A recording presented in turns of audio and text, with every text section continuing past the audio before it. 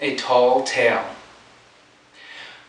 When I was young, about 10 years old, I grew up in New York City. I would take the subway. The subway ran right under Broadway. I would ride that subway all the way down to my father's office. But only 2 stops away, there was this train station that wasn't a station. Between 96th Street and 86th Street, there was a 92nd Street station. No trains stopped there. Yet, the station was still there. It was interesting. It was dim, but you could still see the numbers. You could still see the platform. And I would ride by. One day, riding by, something caught my eye.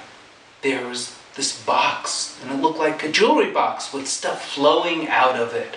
I told my friends about it, and they said, "Wow, a jewelry box, we should go see that."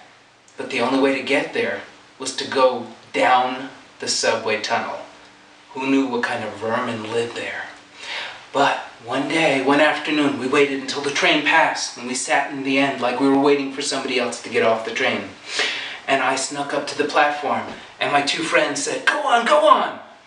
All of a sudden, they didn't want to come with me. And there was one other person, this girl, she said, "Don't go, don't go." It was scary, and they didn't want me to go. But I crept down that ladder, and I was on the tracks, and I walked down, and I tried to walk as fast as possible. But there was another train coming, and I was right near the platform. So I went up, and I hid right at the ladder, and the train passed by. And while the train was still going by, clatter, clatter, clatter, clatter, and squeal with the wheels, I climbed up that ladder and onto the platform. And I went up, and the box, it wasn't a box of jewelry. It was a box that was just a cardboard box, and it had bubble wrap flowing out of it. I was disappointed, but then I heard this music coming from the far side of the platform. And I started walking up. And there was a young woman playing on a piano. And it was this lilting music that almost sounded like a classical song I knew, but it wasn't a song I knew. And I was drawn into the music. And I was pulled into the room. I didn't want to interrupt her, but I was drawn. I was drawn into the music. And I felt something weird as I was being drawn in.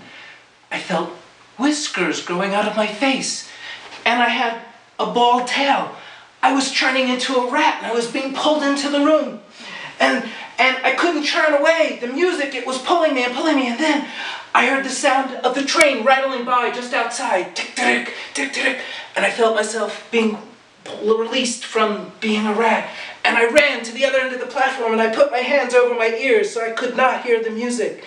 And I stood there waiting and waiting. I was at the ladder, but I couldn't climb down the ladder because my hands were over my ears.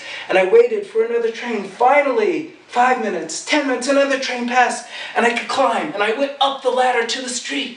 I pushed open the grating, and I was out on the street, and I was away from the music.